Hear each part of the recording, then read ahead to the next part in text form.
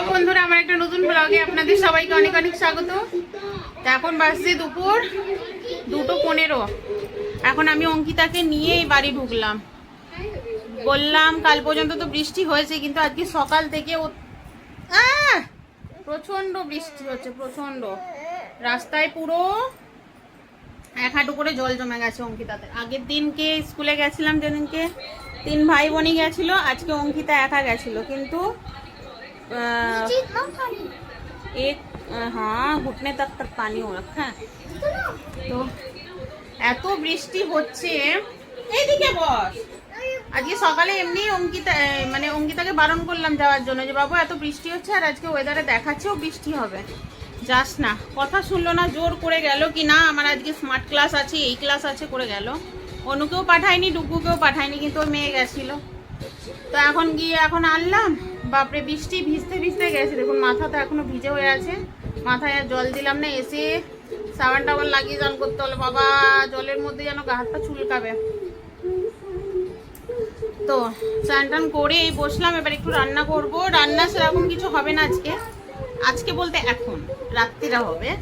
এখন ডিম এনেছি, ডিম আলু সিদ্ধ আর ভাত করে নেবো। কেননা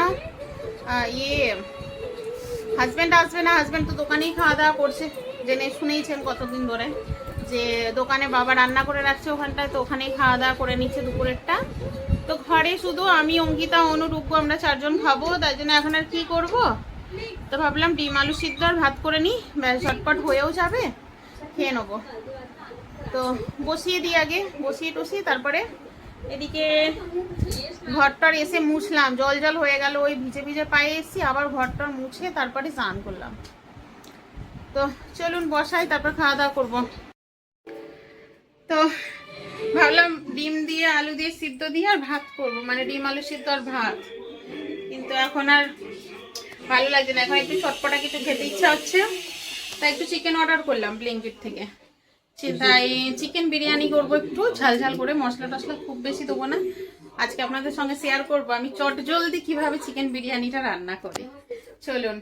আর করবো প্রেসার কুকারে, খুব তাড়াতাড়ি হয়ে যায়। তাই জন্য মানে ধরে রাখুন সবকিছু যদি আপনার রেডি থাকে 15 থেকে 20 মিনিট, বাস তার মধ্যে রেডি হয়ে যাবে আপনার চিকেন বিরিয়ানি। এখনই ঝটপট বানিয়ে নেবো। চিকেনটা আসছে, আমি ততক্ষণ একটুখানি পেঁয়াজ, আদা আর রসুন এটা পেস্ট করে নেবো। বেশি মশলা লাগবে না, কিছু না, শুধু গোটা গরম মশলা, জিরে, তেজপাতা, আর এদিকে লাগবে আপনার চিকেন। আর মশলার মধ্যে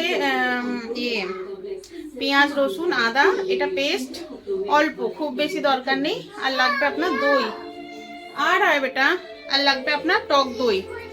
তো এই দই টই দিয়ে মশলা দিয়ে মাংসটা ম্যারিনেট করে চলুন দেখাচ্ছি সব। তো প্রেসার কুকারে আগে তেল দিয়ে নিচ্ছি। আমরা এটার জন্য সাদা তেল ব্যবহার করব। সাদা তেল গরম করে নিই আগে।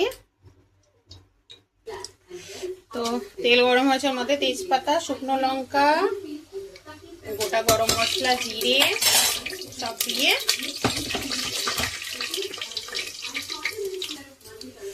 তো এর মধ্যে দিয়ে দেবো পেঁয়াজ।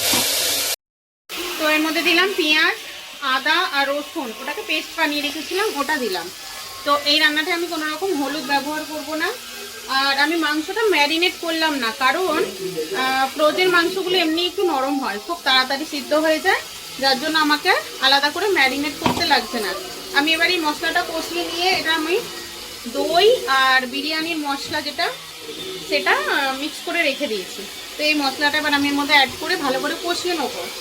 কষিয়ে নিয়ে চিকেনটা দেবো, কেমন। আর এই যে এখন এনেছে সব কিন্ডার জয় এনে খেলনা পেয়েছে, এখন খেলনা নিয়ে সব লেগে আছে। আর এই যে আজকে অনলাইন থেকে 2টো ছাতা অর্ডার করতে হলো আমাকে। তো এদিকে দেখুন এটা এই যে মশলাটা হয়ে এসছে, একটু ভাজা ভাজা হয়ে গেছে। এর মধ্যে অ্যাড করে দেবো কাঁচা লঙ্কা, আর এই যে দই দিয়ে আর বিরিয়ানির মশলা দিয়ে এটাকে মিলিয়ে রেখে দিয়েছি।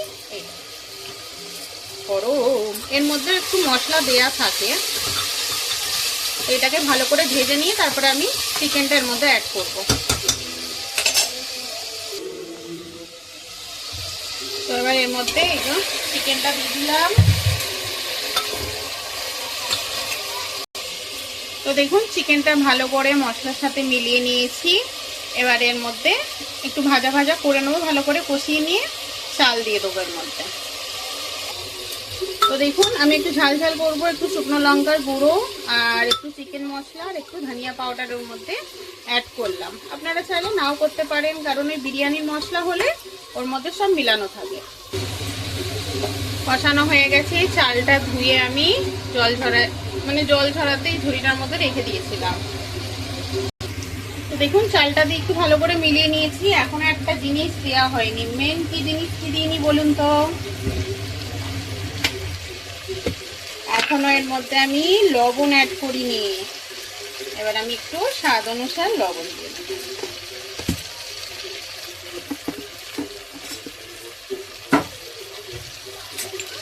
তো লবণটা একটু মিলিয়ে নিই। তো দেখুন চালটা একটু ভাজা হয়ে গেছে। এবার যতটা দরকার আছে জল দেবো, জল দিয়ে সিটি মেরে দেবো। দেখুন এতটাই জল দিলাম, আমার এতটাই দরকার আছে। তো এবার আমি এটা ঢাকনা লাগিয়ে দিই। তো এই যে ঢাকনা লাগিয়ে একদম গ্যাস হাই ফ্লেমে দিয়েছি, দিয়ে এর মধ্যে আমি 2টো সিটি মারবো। দেখলেন কত ইজি একদম। এই চিকেন বিরিয়ানি করতে আমার একদম সময় লাগে না, আর সব থেকে বড় বিরক্ত লাগে না। চটজলদি হয়ে যায়, যখন ইচ্ছা বানিয়ে ফেলুন। মানে কখনো হয়তো খেতে ইচ্ছা করলে একটু ঝটপট বানিয়ে নেওয়া যায়, কোনো মশলা টশলাও বেশি দিতে হয় না, কিছু না। আর প্রেসারে করি যার জন্য সময় লাগে না।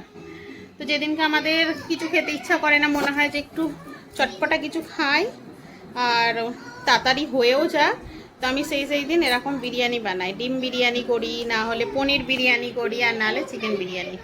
তো এগুলো শর্টকাটে তাড়াতাড়ি রান্নাও হয়ে যায়, বেশি সময় লাগে না। দেখুন আসলে একটু আগে 15-20 মিনিট আগে এসছে, 15-20 মিনিটের মধ্যে কমপ্লিট, সিটি আসলে হয়ে যাবে।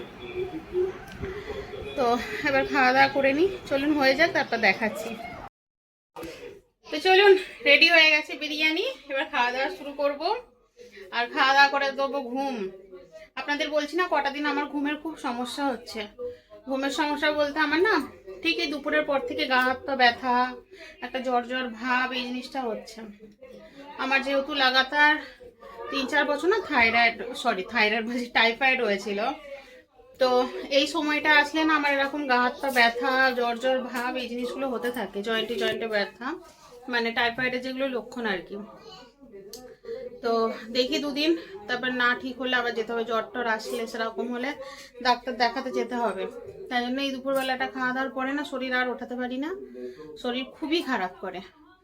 তো চলুন আপনাদের দেখিয়ে দিতে খাওয়া দাওয়া করে ঘুমাবো।